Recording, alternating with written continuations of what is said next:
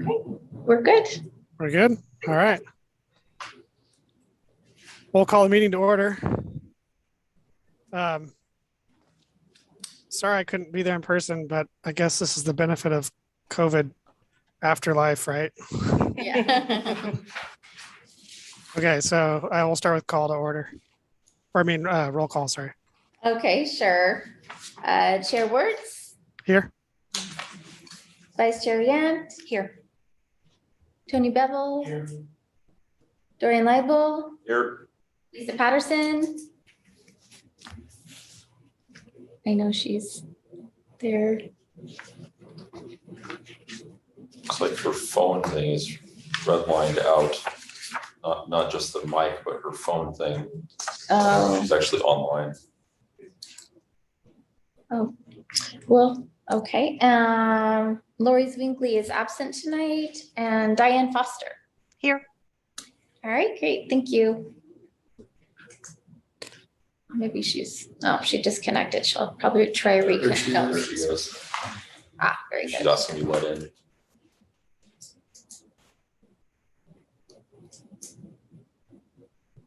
Not connected audio. She tried. Yes.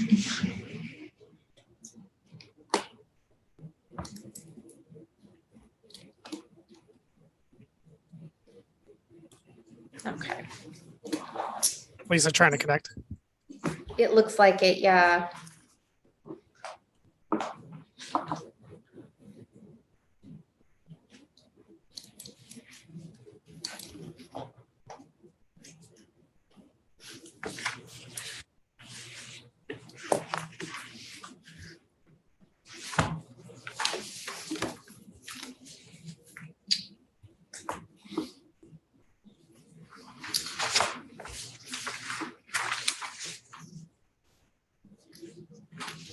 Can you hear us, Lisa?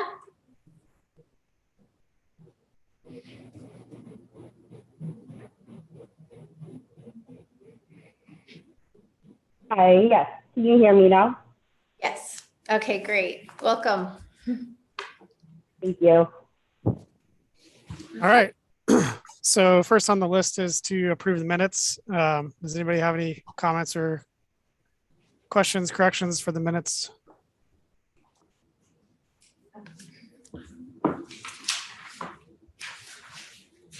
If there's none, we'll take a motion to approve. Make motion to approve the minutes. Second. Okay, all in favor of the motion to approve, say aye. Aye. And any opposed? Okay. All right, so on to business. So the chair and vice chair selections effective July 1st. Is that separate from the police advisory board line there, Angie? Yes, yeah. Okay. So we need to elect a chair and vice chair for the July 1st term, starting July 1st. Mhm. So Angie asked me if I wanted to do it again, and I said I would, but I'm happy to step aside for another willing participant. No takers. Everybody stand up. Mhm. Do we have to take a vote on that? Yes. So we need a nomination. I'm not going to nominate myself. Board member has to nominate him. I'd nominate him. Definitely. We need a second. I'll second that. Okay, so let's take a vote. All in favor, say aye. Aye. Hi. And any opposed? Okay, and then vice chair.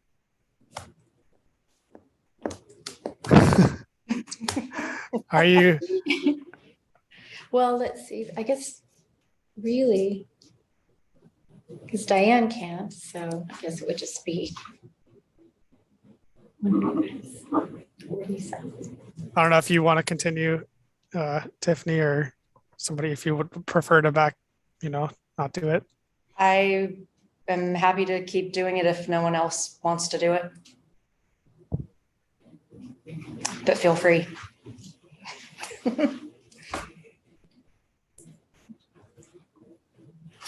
All right. She needs a, Someone nominate her then. somebody's got to nominate her. All right, I'll nominate her. Nominate Tiffany in. In a second. I'll second that. Okay. All in favor, say aye. Aye. Aye. And any opposed? All right. So police advisory board position. Do you want me to speak to this? Sure. Angie? Oh, Okay. sure. So we also had our annual chair, vice chair, and liaison elections at our last meeting last week. And Lori Zwingli, who's heavily involved in the Sherwood Police Foundation, as well as the Police Advisory Board, she actually accepted our vice chair position on the Police Advisory Board. So she's going to step down from her liaison position on this board. And Mike Smith, who you might have known from the last round a year ago, who was one of the original liaisons on the board, has agreed to come back on. So it will be myself. I'll remain in this position. And then Mike Smith will be joining me back, I believe, at the next meeting. Angie, is that right? Yes, correct. Okay. So I will stay consistent, and then Lori will be replaced by Mike as the liaison position for this board or for this committee. Okay. Okay. Thank you. Mhm. Okay. So then we got a public works update. So before I let Rich have the mic, I have a couple updates regarding Public Works that didn't get on the agenda. So I just want to give a quick update. 2021-006, that's the Woodhaven Hosler parking issue where Public Works was going to stripe the roadway. That roadway, the 20 feet buffer has been striped. We've done some extra patrols. I've actually been out there too, checking. And since that yellow striping went down, no one's parked there. So at least for this week, it's working. Second update, 2022-002. That's the parking problem over off of Pine and I believe Second Street, where the buses were having issues getting in there.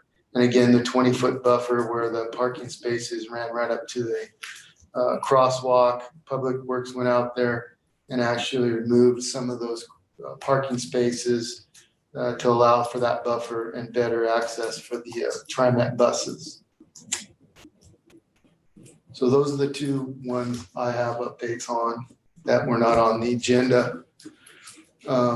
So Rich Sattler's here. He's in charge of the roads in Sherwood. So he's been gracious enough to come on and answer any questions you guys have, since there was some questions about the striping and anything else you might have that Public Works can answer for you. So Rich is here to answer any questions you guys have. Appreciate the invite, John. Yeah, I believe one other thing that we've been trying to work on is taking quite a few months, though, due to supply issues, is I believe we're the street light over there at Lad Hill and Sunset. Right. So we have that material is in stock from our contractor, met out on site to do a walkthrough. They still need to check in with PG as far as where the power will be coming from.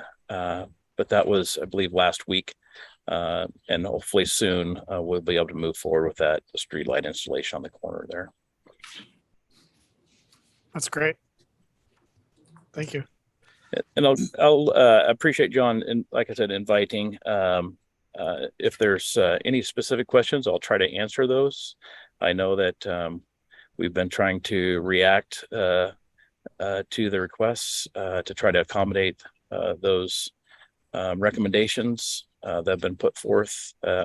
Sometimes it does take a little bit of time, so I appreciate your patience as we try to work that into our already schedule that we have with the limited staffing that we have at Public Works. So I do appreciate the patience there. So is this question time? It's question time. Anybody have any questions?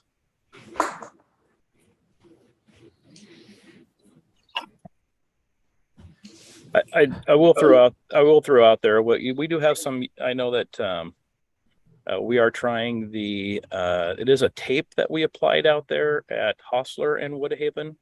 It wasn't a paint that we applied to the curb there. We're hoping that we'll get some life out of that. As you've probably heard, paint is in short supply.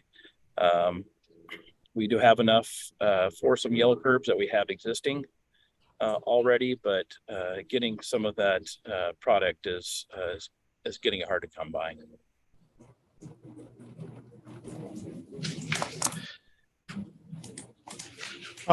I guess I'll ask a question. Now what are we, two years into this? How has it been? No, I can't remember. I guess it was right when COVID started. It's like 2 years, 2.5, something like that. How has from your perspective in Public Works, how has the traffic safety, the process been? Do you see ways for improvement or suggestions for how we are operating when things come to us and we end up having recommendations that involve Public Works? I guess I'd be interested to hear your perspective. The few things that I recall is we've had some no parking signs that have been added to certain streets, so we've been able to put those up. I do appreciate those being vetted through Captain Carlson and also Bob Glotty, our city engineer, as far as what those recommendations are. There hasn't been a lot of them, but there has been some as far as those requests. Some additional striping that we've done at a crosswalk that was not put in correctly. It just takes a little bit of time for us to act on those. So again, I appreciate your patience on that. But as long as they're vetted, the budget's there, and we're able to respond to those requests, I feel it's going fine at this time. Thanks. Anybody else have a question? Somebody got to give him a hard one.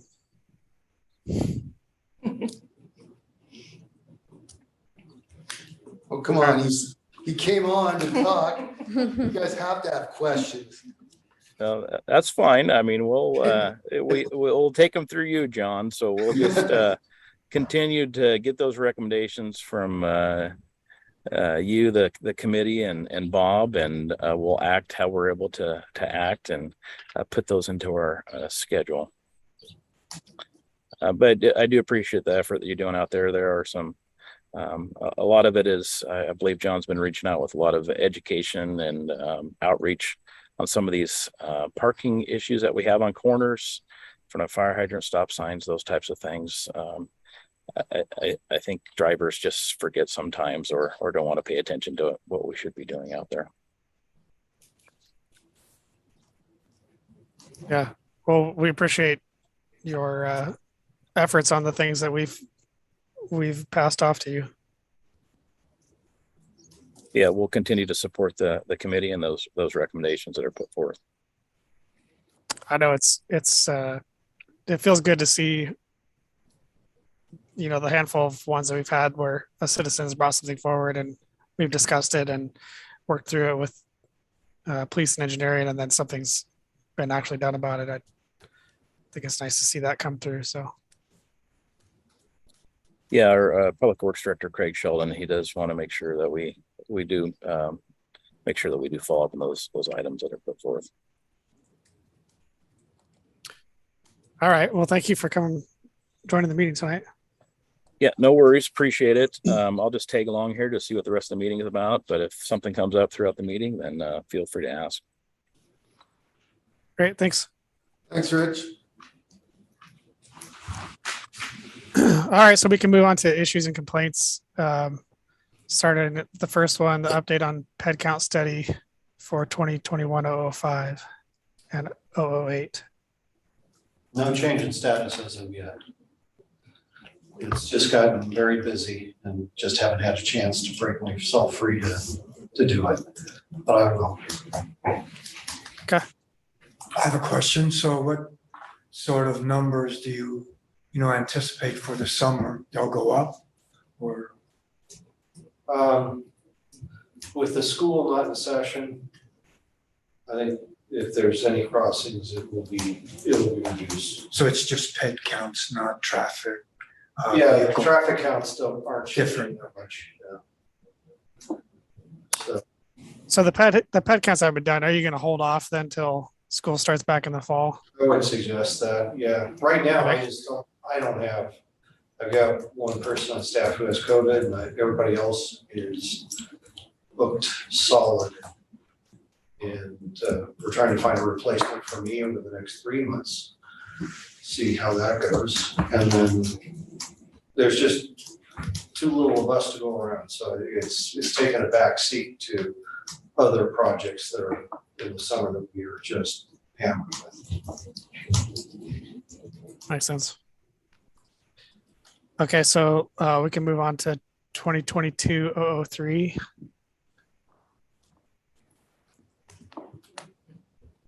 It's like a crash data update.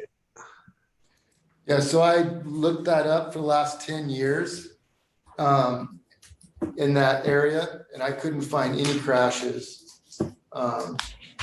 at that intersection or in that area, actually. So that's going back to 2012.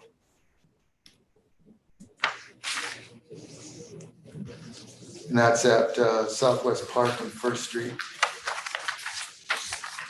And I researched Railroad right around there too, and there was 0 crashes.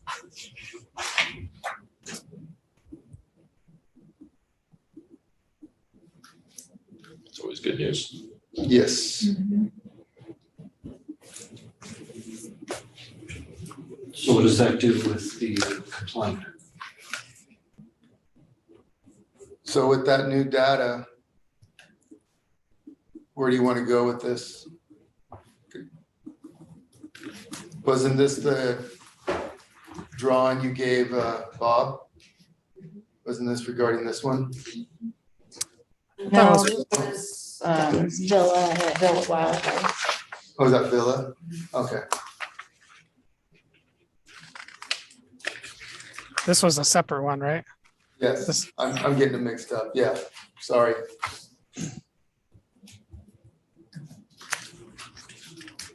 So this was just, I guess, to remind me, I'm looking back at the list. This is no stop signs and poor visibility due to parked cars at Park and First. And you guys were doing some public outreach, I guess, and putting warnings or something, or I could try remind me what you guys were doing before. It seems like you were doing something like that before. Yeah, that's correct. We were just going out there and basically anybody that was parked illegally or who, again, too close to the crosswalks, we were just giving them warnings, educating them that there is a buffer that they have to observe. They can't park right up to the crosswalk.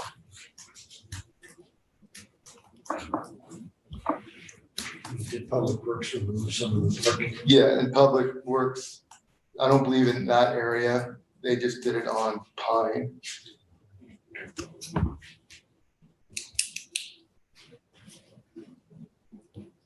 So, Captain, do you see a need to further delineate no parking areas there, or do you think this is just something that is not really an issue and occasional enforcement or warnings? Regarding the crashes, there's no issue regarding crashes. The visibility issue, again, I cannot remember the parking there, exactly how close they are to the crosswalk. but I could go out back out there and check. And then if they are too close, we can get with the Public Works and see what we can do to remedy that.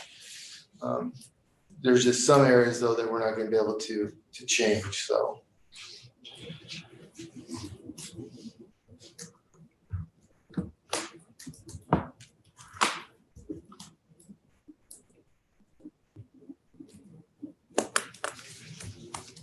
I'm trying to remember what the person's request was. Probably, if it says no stop signs, they're probably looking for a stop sign on First coming up to Pine, because it tees into First, right? Or tees into Park, excuse me. And from what I'm seeing on the Google Maps, there is no stop sign on First where it tees into Park. So that's probably what they were asking for. There's just a little 2-inch signpost that says First and Park, and it has a no parking sign on it. So the problem of concern is the three-way intersection has no stop signs and poor visibility due to cars parked on the street. A large number of people also turn around in the middle of the intersection so they can park on one side of the street that allows parking. People park on the wrong side of the street in order to pick up, drop off kids from a preschool in the area. Large numbers of people congregate in front of a building there during the holiday. That's something we can't really The fix. U-turning is, there's no way you can control that with signage. No, I think that my opinion is that this is a local to local street.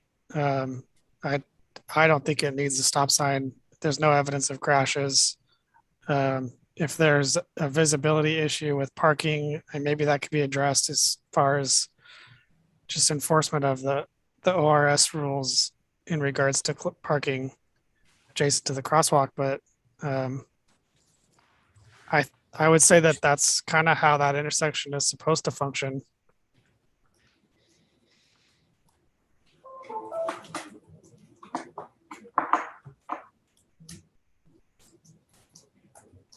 I would be okay with closing this one out without action, or just, recommending occasional enforcement or warnings of parking violations.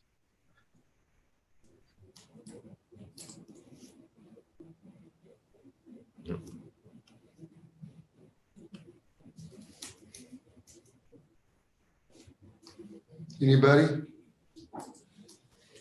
Seems reasonable to me. It was working normally. There's no crashes, so he's right. One side of the street is no parking, the other side is parking, so.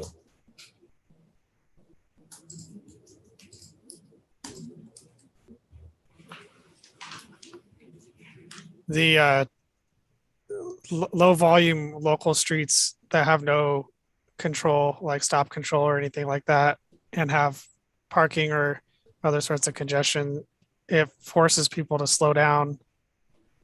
And you can't fly through the intersection. You have to slow down and kind of look around. And I think that's kind of the goal. I think putting a stop sign in that scenario would likely just get ignored unless there's a lot of traffic, but it's just not that kind of a road. It's a T intersection. We shouldn't have to put in stop signs to control the T intersection on a local to local connection. The road that comes in as a T, the drivers need to stop because the main through road is a through road, but it's low speed. Nobody should be going more than 25 miles an hour down through there. So we shouldn't have to do that, just from the standpoint that the traffic rules for driver etiquette, tell people you need to stop at T intersections if you're coming into it from the side, from the T side. So again, you can't engineer your way around driver habit or bad driver habit in this case. All you can do is hope that people learn that, if you follow the rules, they're there for a reason, which is not to create a safety issue. And if they do that, then they should be fine. If they don't, then the only thing we've got left is either cleaning up the mess afterwards or finding them if we see them. Does anybody want to make a motion to close this one out with?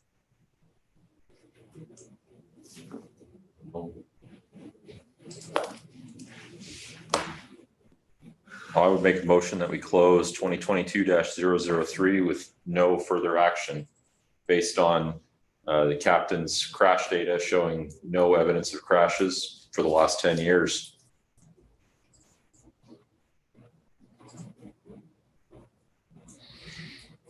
I second.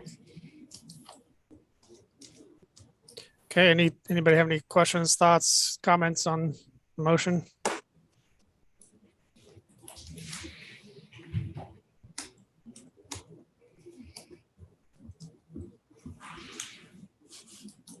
Can you guys hear me?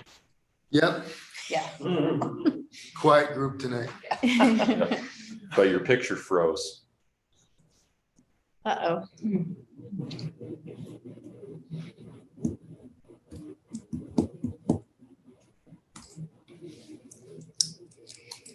Oh, I think we lost him. Yep, I think we did. I don't see him.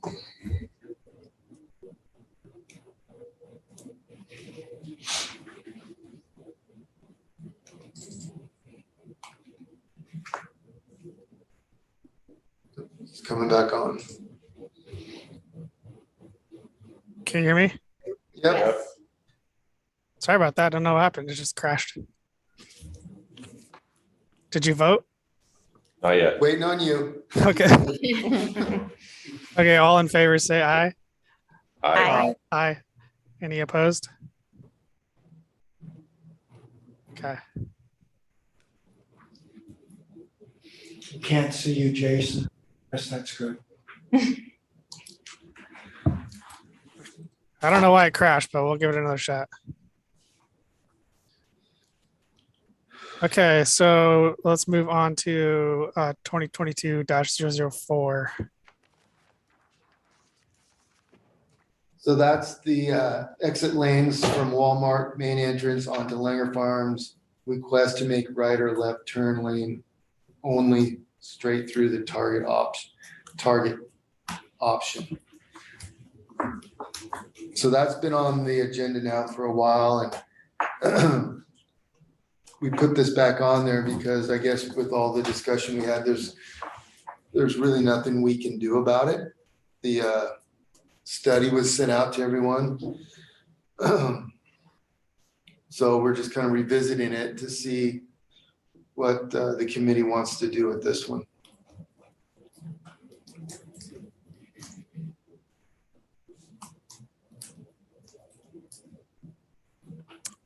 I haven't had a chance to review the study that was sent out.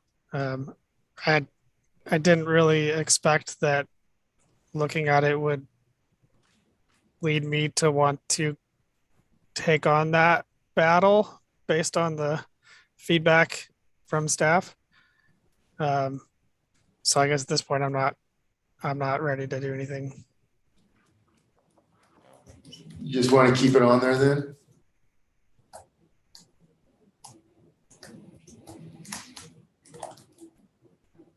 Uh-oh. Freeze again. So he needs to keep his usually video off. Yeah. Come back. Hi, this is Lisa. I don't know.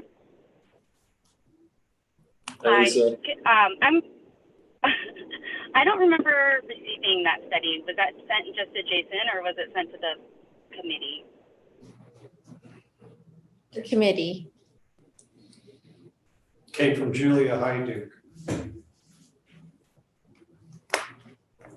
Did you not Oh, yeah, get I it? never received anything from Julia. No. I don't believe I did either. Double check, but recall. Okay. Yeah, no. Okay. Hang on a second. Let me- Lisa was new, so Julia might not have had it. Lisa's email address. That could be correct. That would. And Dorian is new also, so she might not have had his either. Just trying to You find get it. it? I don't remember. Trying to. Oh, well, I I'm looking can, through my old emails to see if she actually sent it. I'm pretty sure I saw We it. got it, right? Mhm. Yeah, it might not have been CC to us then, because he's not thinking he got it. Did you get it, Tiffany? I thought so. I don't see it in my email, but I thought I remember seeing it. Okay. Actually, I can see And it. I do see it, but it does look like potentially some people might be missing, including, well, no, it says Lisa's on here, but I don't see that Dorian maybe is on here. Okay. And So it looks like it was an email from, sorry, I was looking for the date, May 23rd. Okay, We can resend it. yeah. So we'll just leave it as B for now and resend it out so everyone can look at it.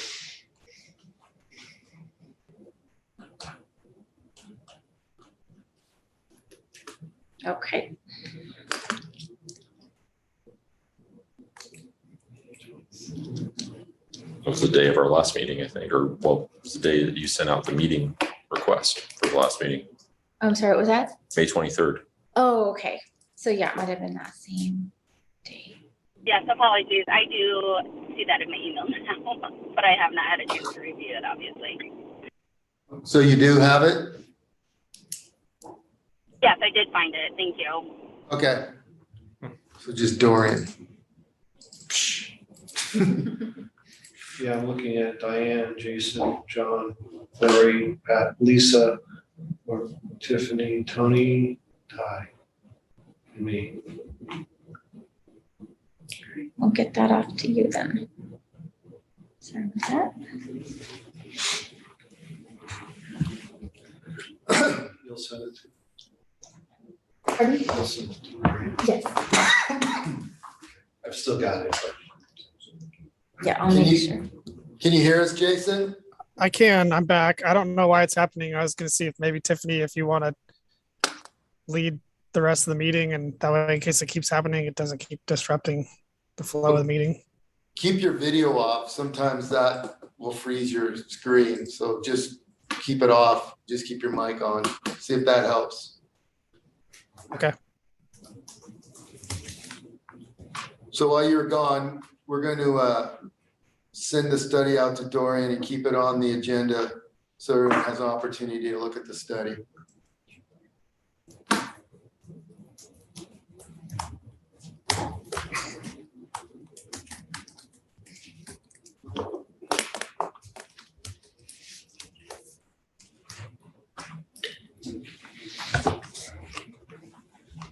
So then we're moving to 2022-006, 5. 005. Okay, so that's with me. I can give you a brief update of what we've done so far and where things are. I have the letter submitted to Chris Steffenbaugh with Washington County. They're looking at transportation planning group. So they have the letter and that will be circulated within Black TAC and Black. So that letter goes to Washington County on that roadway. The information I've received from the state is that they are, all their gathering of data for both ED and LWORD have been completed. And they are in the process of writing up and submitting their report to the upper level reviewers at ODOT, who will make a final determination on each one of those roadways for speed reduction individually. So they're in that process. We've had some internal meetings about Edie Road, what we can do with Edie Road specifically. I think it's safe to say that city management is, and leaders, elected officials are looking to Washington County to help with the roadway. Looking for maybe some funding opportunities through the mistip program to basically get the roadway updated and possibly for the city to take over management of that road entirely. So basically, if the mistip funding comes through and we are able to get the road updated to meet standards and make it a pedestrian safe zone and a good driving, a good controlled, travel way, that the city would take it over in jurisdictional authority. But one step at a time. So far, those are what we're trying. We're just talking. Any questions about those? So where is the state and the county as far as the accident, the fatalities that happened there? Where are they on the reports? Yeah. So I've been told that the final reports and findings will be released next week by the DA. Next week.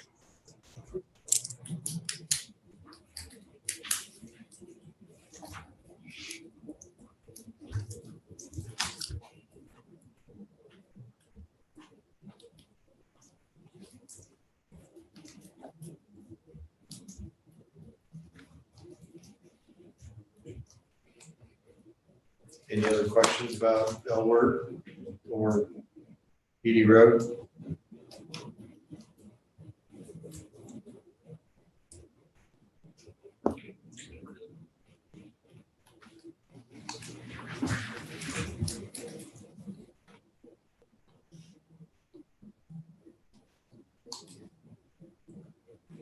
And I think the next one, again, is 2022-06, Southwest Elward Hade Road.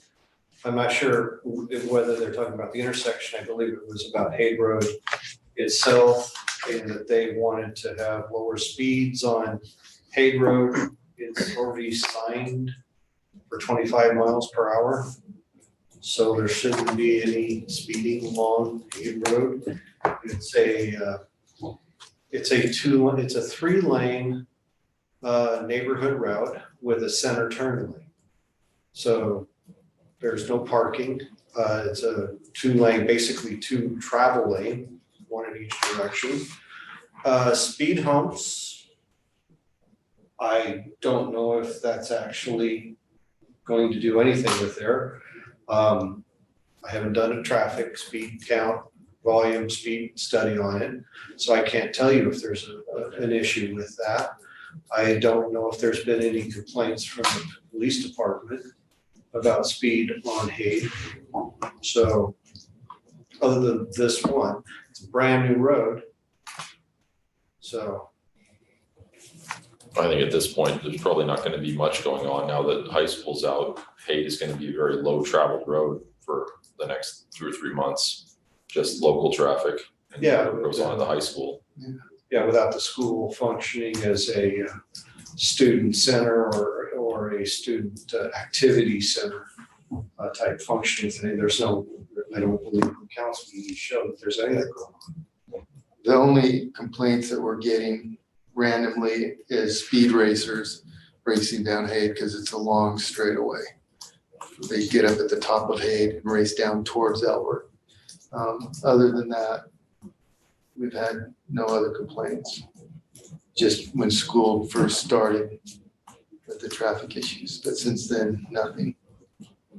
Just a quick comment. I'm reading the line item for that 006, and it looks like they're saying northbound and southbound on Elward where it meets Hade. So I wonder if the concern is that it actually is 45 miles an hour at that crosswalk. Is that their concern potentially? Of course, much more of an issue when school is in, but the school zone actually ends before the crosswalk where the kids cross the street. So I don't know if that's their concern, that north-southbound on Elward where it actually meets Hade. That zone, I agree, is 45 miles an hour, and we are trying to get it reduced to 35 miles an hour. The school zone or the crossing at Haid Road is signal controlled. So pedestrians do have the ability to push a button and actually stop traffic via lighting at that intersection before crossing. So there's no general reason why an additional lighting segment needs to be dealt with. The school zone, the existing school zone, notification sign and signaling is for the roundabout, for the crossing, the pedestrian crossing at the roundabout, which is not signalized, not controlled.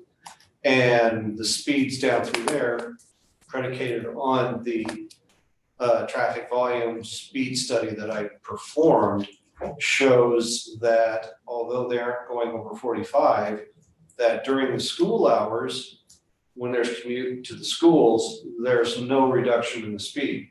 I don't get a traffic count bump down in the lower range, which tells me, number one, people are ignoring all the flashing signals and signs, and if there's kids walking out there, they're ignoring them as well, and they're speeding through there. How do we deal with that? We've got signage up. Everybody sees the signage. They wonder why it's there. Well, it's for the roundabout crossings. It has flashing signals, and if people are still speeding through there, even though it says, you're supposed to do 20 miles an hour, I'm not sure what we can do. It's an arterial road, and you don't put speed humps on it. That's not going to fly. So I think the issue of the crossing up at Haid and Elwood that's not going to be changed. That is as safe as you can get it because it is a stop controlled crossing situation for students going up to the high school. Absolutely, they can stop traffic and cross safely if they're patient enough to push the button and wait. And cars that are coming up have a duty to stop when the light goes red. Further down, it's a school zone, and the drivers are supposed to adhere to laws regarding school zones, which means you go 20 miles an hour, you don't maintain 40. And pedestrians have the right of way, particularly people who are crossing the street, pedestrians, school children within a school zone. So if they choose to ignore that, I'm not sure what else I can do. And I think, sorry, to add to what Bob said, the PD reached out to Washington County, and what we were told is that the school district had an engineering company come in and do a study about where the school zones should be placed on Elwood. And based on that study and recommendation, that's where those school zone signs went in. Additionally, they told us the stop sign there is considered a speed reduction device. And they feel that that's sufficient enough. So you won't be getting any changes from the county on that? No. And our school resource officer specifically spends the morning up there along with other officers when school is in session. So we do have officers up there patrolling that during the to and from school times. I think the bigger issue was the north-south speeding. And I think, Bob, isn't this one of the streets you were requesting a speed reduction from the state? Yes, I am.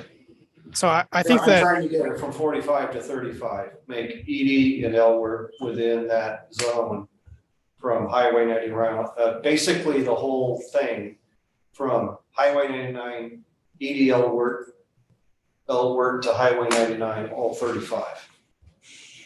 So I think we're talking about a lot of different things going on around the school, but I think that this particular issue had to do with speeding, and they were specifically asking for speed humps, which we wouldn't put there. But I think it's worth noting that their concern was speeding on Elwood, and the city is requesting a speed reduction, which we're talking about a lot of other issues and how we're not going to do anything about them. But I feel like that was the main issue, and I feel like we are doing something about it. So I don't know that we need to we can keep it open like we've kept other ones open until they're resolved.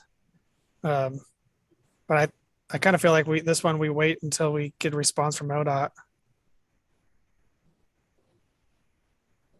I think even if we got an ODOT response, whatever ODOT response is ODOT response, and that will be the end of it. If it's positive and we get to the 35 mile an hour speed zone reduction, that will go into effect. If we don't get it, we can contest it, but that is usually a long process, and we have to have a lot more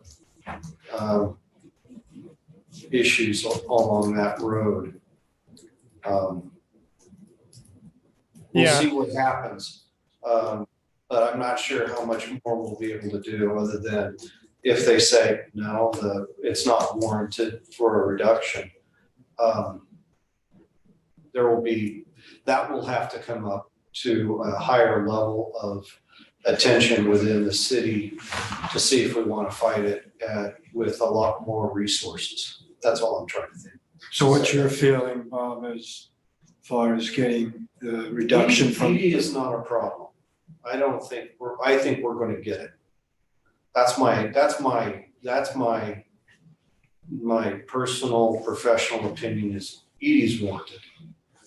Elwood, just on the data that I was given, what I've picked up and calculated, basically, most of the traffic going up there is not even doing the speed limit.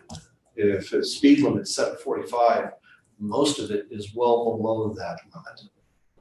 So then it comes into a lot more finer detail of analysis that I did not do, which takes into account road conditions, roadway widths, how wide, what's it look like? Is it rolling hills? Is it severe sight distance issues? Blah, blah, blah. I didn't take that into account. Mine are pretty basic. If it passes muster there, usually then we can deal with it, but that's on local roads. This is a county, arterial, and the conditions under which the state looks at it is much more critical than I do. If I have to go and start doing that, then I'm going to hire an engineering firm, a traffic engineering firm who will do that analysis for me. I don't have the chops for that at this point. Not in-house. So if the state comes back negative, then we'll have to make a decision on how we want to go about doing it. Right now, I'm sort of up in the air based on my numbers. I don't see a problem with traffic speed being an issue based on the posted speed limit, but I do see a driver behavior problem relative to the school zone.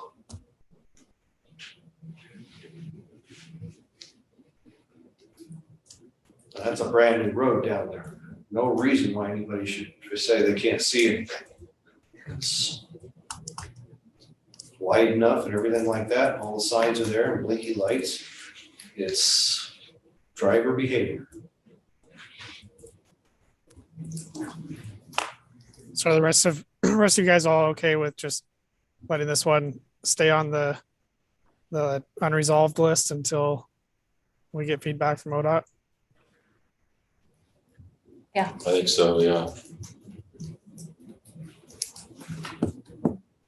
My own personal thought about it is I could see Elward being 35 from 99 to Haid and then increasing to 45 once you're past the school, splitting it up that way. I could see that. That would make sense to me, seeing that, but we'll see what the state comes up with, but I put out 3 traffic count loops on that roadway. Yeah. On Elward, and I put on 4 on Edie. And I remember that we saw 1 being applied on Edie and 1 being applied on Elward that was not part of our setup. And we haven't seen anything other than that. So I'm not sure how many, if you have only one in this whole section, how are they gonna split it up if they don't have data for the whole section? They probably have a better feel for how the traffic moves through that entire section than they would.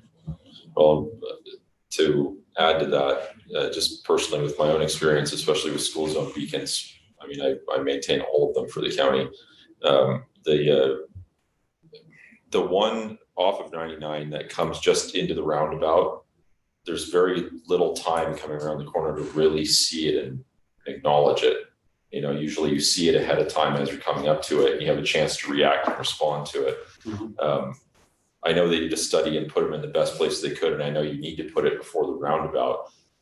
My personal thought is it would be beneficial to have a fourth one after the roundabout to further augment the school zone, especially since it's already 120, there's already power. Mm-hmm. It would be relatively simple to add one, but it would just enhance the whole visibility of it. People, as they're going around a roundabout just past it, they would continue to see that beacon. Yeah.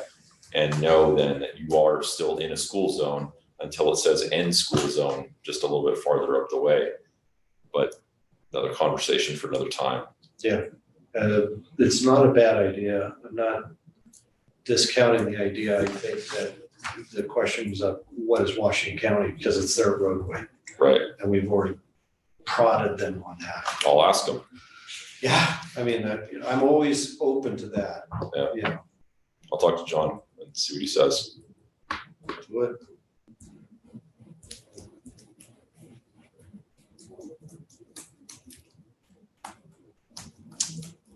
We want to move on to the last one? 2022-007. Sure. So that's Cedar Brook Way and Meineke Parkway. Again, they're requesting for flashing lights at crosswalk. And we had a decision to close and/or other options. Angie reached out to the HOA president last two meetings. The May meeting, asking them for some comment, and no one was available. So we don't have any real additional information on that.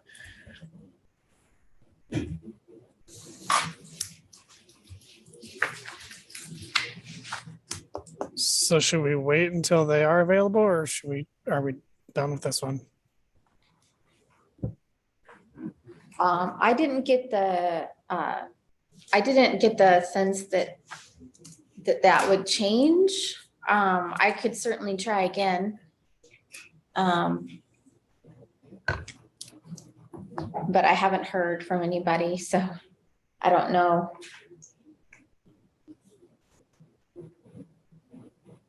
Yeah, I mean, I can try again. Angie could reach out to him again and basically tell him that, if they don't come up with any additional information, we're just going to close it out based on the information we already have. I like that approach. Sounds reasonable. Yeah. Okay.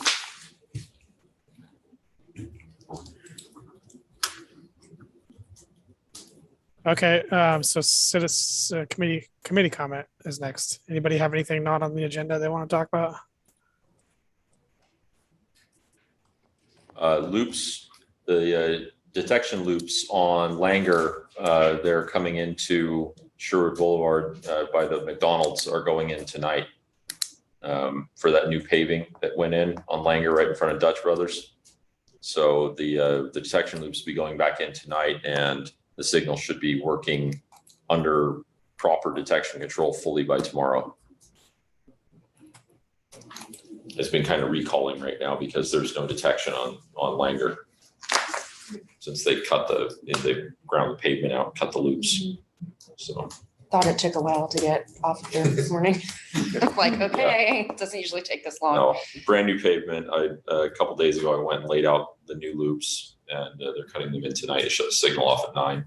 So that's going in, and then I'll be there tomorrow to make sure all the detection is working properly again.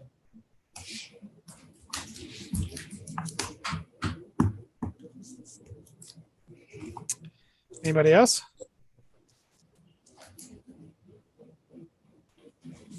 All right, do we have any citizen comment? We do.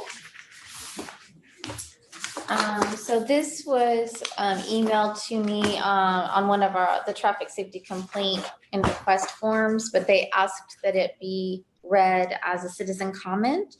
This is from someone who doesn't live in Sherwood, but they travel through Sherwood. Sounds like maybe on a daily basis. And it's regarding the area of Southwest Oregon Street between the roundabout at Southwest Murdoch to Southwest Langer Farms. They say that there is excessive speeding during this stretch of the road. The speed limit is 25 miles per hour. However, people drive much faster than the speed limit. They tailgate and even pass across the yellow line. I travel this road several times a day, and the drivers are generally driving too fast. There are residences with children on one side, and it is not safe for them either. They are asking that whenever possible to please have a patrol car parked on this street and give speeding tickets to these excessive drivers. If available, a speed detector sign with a camera would deter and slow down drivers. Thank you for your consideration. And that's all for tonight.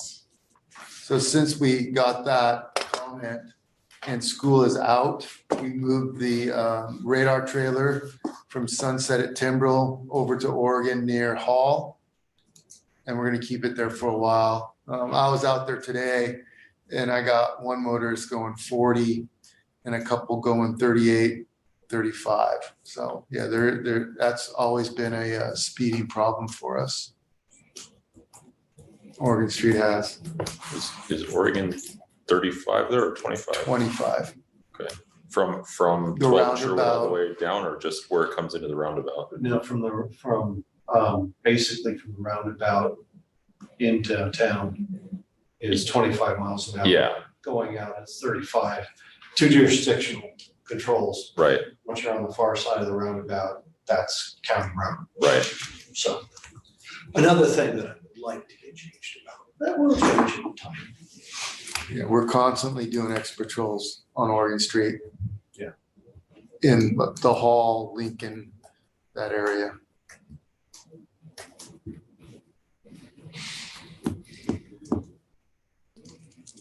All right. I just wanted to say, Lori Zwingli just said that she enjoyed working with all of you guys over the last year, and and thank you for the opportunity. So. Great. Yeah, we appreciate having her on. Yeah.